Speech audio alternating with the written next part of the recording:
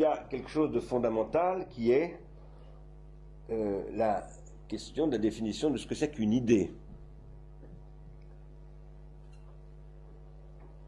Si la vérité, c'est ce qui est capable de considérer ce qu'il y a d'idéal dans une notion,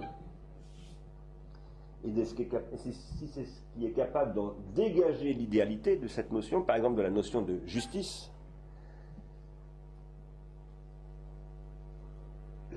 vouloir faire exister cette idée, c'est-à-dire la transformer en réalité et non pas en idéalité, c'est d'emblée la détruire. Je crois que c'est ce que nous enseigne toute expérience. Si on veut faire exister la justice d'une manière absolument totale et l'imposer dans son effectivité, eh bien on transforme le projet de justice en ce qu'il y a de plus injuste. C'est ce que je présentais tout à l'heure à propos du totalitarisme. C'est ça le totalitarisme précisément. Et ça signifie que on ne peut pas faire la consistance. L'idée de la justice, c'est ce qui fait que même dans un monde qui est foncièrement injuste, et tout le monde est injuste, on peut préserver et entretenir, comme le feu d'ailleurs, l'idée de la justice, et faire que on se conforme le plus possible avec cette idée de la justice, même si on n'est jamais véritablement juste.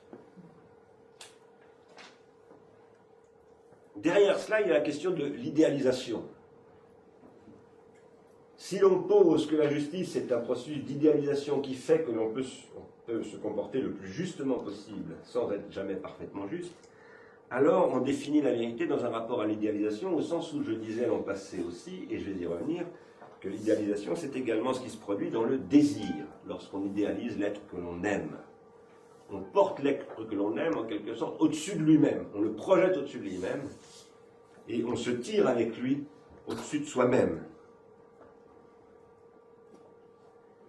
Cette question d'idéalisation, dont nous parlerons beaucoup, qui est un enjeu fondamental de la République de Platon et de l'allégorie, de la caverne, et là où ça dérape, c'est ce dont Emmanuel Kant parle également dans la critique de la raison pure, sous le titre de ce qu'il appelle les idées de la raison. Lorsqu'il dit, ici, l'idée comme concept d'un maximum ne peut jamais être donnée in concreto de manière adéquate, qu'est-ce que ça signifie ? Ça signifie que l'idée de quelque chose, c'est quelque chose qui dépasse la chose dans son existence, et cette idée ne correspond jamais dans la réalité à la chose dont elle est, dont elle rend possible l'analyse, par exemple, ou la pensée. Il n'y a pas d'adéquation entre les deux. Et ça, c'est ce qu'on appellera le caractère régulateur de l'idée chez Kant. À partir du moment où on voudra faire exister une idée, c'est-à-dire la réaliser dans la réalité concrète, eh bien, en fait, on en épuisera la force idéalisante, c'est-à-dire la possibilité qu'elle a de produire du désir de se réaliser. Et à ce moment-là, on détruira l'idée elle-même.